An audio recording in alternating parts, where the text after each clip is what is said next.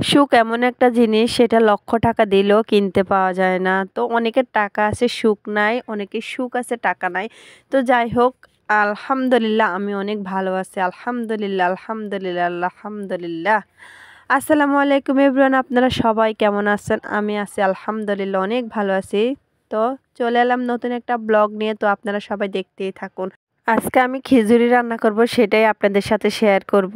এবং কিছু দেশি মুরগি রান্না করব, তার সাথে খিচুড়ির সাথে খাবে, যেহেতু আজকে স্যার স্কুল বন্ধ শুক্রবার, তার জন্য। তো আমরা সবসময় মাটির চুলাই ব্যবহার করি, সেটাই আপনাদেরকে দেখাবো কিভাবে আগুন ধরায়, কিভাবে কি করে। আসলে আপনারা তো সবাই জানেন, সবাই দেখেন, তো আমি কিছুটা শেয়ার করি। ও হ্যাঁ, বলতে ভুলে গেছি, আমি কিন্তু নতুন, আপনারা আমার কথাতে কেউ বাজেভাবে নেবেন না। যদি ভালো লাগে থাকে অবশ্যই পাশে থাকবেন, কমেন্ট করবেন, শেয়ার করবেন।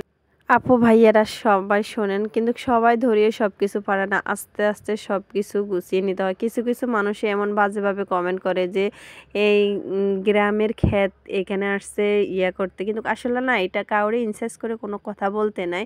সবাই মানুষ তো মারপেটের পরে আসলে তো সব কিছু জানে না, বুঝে না, শিখে না, আস্তে আস্তে শিখতে হয়। তো আপনারা মানুষকে উৎসাহ দিবেন, সহযোগিতা করবেন কিভাবে করলে।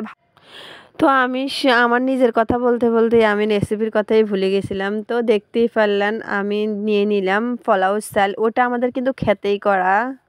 খিচুড়িটা বসিয়ে দিলাম চুলার উপরে। তো সব কিছু মশলা দিয়ে দিলাম, সব পানি মিক্স করে দিলাম, সব কিছু দিয়ে দিলাম। তো আমার চুলাটা কিন্তু অনেক কালো হয়ে গেছে, অনেকটা ভেঙে গেছে। তো আমি এটাকে ঠিক করব, একটু সময়ের অভাবে আমি ঠিক করতে পারি না। যেহেতু আমার একটা ছোট বাচ্চা আছে, সে অনেক কিন্তু দুষ্টামি করে। তো আপনারা জানেন, আপনারা ভিডিওতে দেখছিলেন, ও কিন্তু অনেক দুষ্টামি করে। যাই হোক, কথা বলতে বলতে কিন্তু আমার খিচুড়ি প্রায় হয়ে গেছে। তো আমি এখন ঘরে নিয়ে যাব। যেহেতু এখন সকালবেলা, তার জন্য আমি মুরগিগুলি ছেড়ে দেব। আমার দুইটা মুরগি, মোট 5টা মুরগি ছিল। একটা মুরগি মারা গেছিলো, আর একটা মুরগি শিয়ালে নিয়ে গেছিল, আর দুইটাই মুরগি ছিল। তো যাই হোক, আমরা এখানে আমার শাশুড়ি দুপুরের খাবারের আয়োজন করতে আসছিল। এই যে দেখতে আসছেন, এগুলা কদু, কদু রান্না করবে আজকে, ডাল দিয়ে কদু রান্না করব। আর করব আমরা হচ্ছে কদুর শুকলা ভাজি। আপনারা কে কে শুকলা ভাজি করে অবশ্যই কমেন্ট করে জানাবেন। তো এই তো দেখতে আছেন, আমরা খেতেই বসে গেলাম। আমি, আমার শাশুড়ি, আমার দাদি শাশুড়ি। অভিজা কেত আছে, ভালো আছে নি? হ্যাঁ, খাওয়া দাওয়া শেষ করে তারপরে আমরা আবার চলে এলাম দুপুরের রান্নার আয়োজন করতে। তো আপনারা তো দেখতেই পারছেন, আমি চুলার উপরে ডালটা বসিয়ে দিলাম। বসানো হয়ে গেছে, আমার ডালটাও প্রায় হওয়ার কাছাকাছি হয়ে গেছিল। যাই হোক, তার ভিতরে ধনিয়া পাতা দিয়ে দিলাম। জানি না আপনারা কিভাবে খান, আমরা কিন্তু ডাল দিয়ে কদু দিয়ে খেতে অনেক মজা।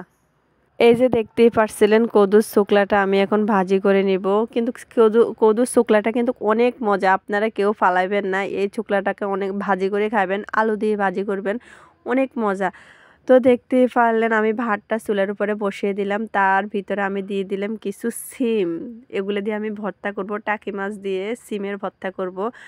অবশ্যই আপনাদের যদি আমার ভিডিওটা যদি ভালো লেগে থাকে, তাহলে অবশ্যই অবশ্যই অবশ্যই আমার পাশে থাকবেন, এমনকি আমাকে সাপোর্ট করবেন। তো আপনারা দেখতেই পারলেন, আমি এখন ভাত থেকে সিমগুলো উঠিয়ে নিব। তো আমি এখন টাকি মাছ দিয়ে ভর্তা করব। ওকে, আল্লাহ হাফেজ, বাই বাই।